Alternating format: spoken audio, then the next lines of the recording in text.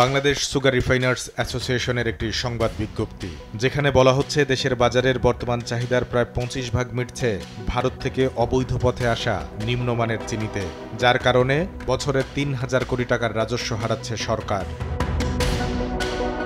বাজারের বাস্তব চিত্র দেখতে আমরা যাই রাজধানীর কারওয়ান বাজারে। ব্যবসায়ীদের সঙ্গে কথা বলে বোঝা গেল এ যেন ওপেন সিক্রেট।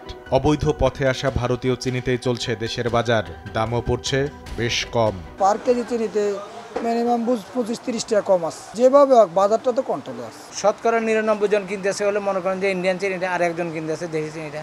সীমান্ত পার হয়ে আইনশৃঙ্খলা রক্ষাকারী বাহিনীর চোখ ফাঁকি দিয়ে রাজধানী সহ দেশের বিভিন্ন বাজারে কিভাবে পৌঁছে যাচ্ছে চোরাই চিনি, এমন প্রশ্নের উত্তরে জানা গেল চোরা কারবারিরা দায়িত্ব নিয়ে পৌঁছে দিচ্ছে ঘরে ঘরে। যারা আনি বিক্রি করে তারা পৌঁছাইয়া দেয়, কিভাবে আসে জানি না, কিন্তু আনি তো মার্কেটে অ্যাভেলেবেল এখন পৌঁছাইতেছে, কমে বিক্রি হইতেছে। আগে আমরা যেখানে যা বিক্রি করতাম এক মাসে, এখন 1/4।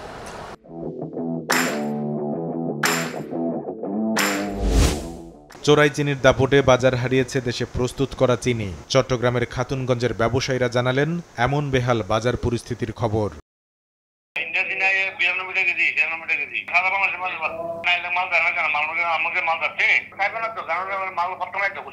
মিল মালিকরা বলছেন চিনি নিয়ে বসে আছেন তারা, অথচ তাদের কাছে আসছেন না ব্যবসায়ীরা। এটা চোরাই পথে আসতেছে এবং যারা এই কাজ করতেছে তাদের হিউজ লাভ হচ্ছে। যেখানে পার ডে 7,000 টন ডেলিভারি হয় বিভিন্ন মিলগুলিতে, সেখানে সবগুলি মিলগুলো 2-3,000 টন মাল মাত্র ডেলিভারি হচ্ছে। তাহলে বাকি মালগুলো কোথেকে আসছে?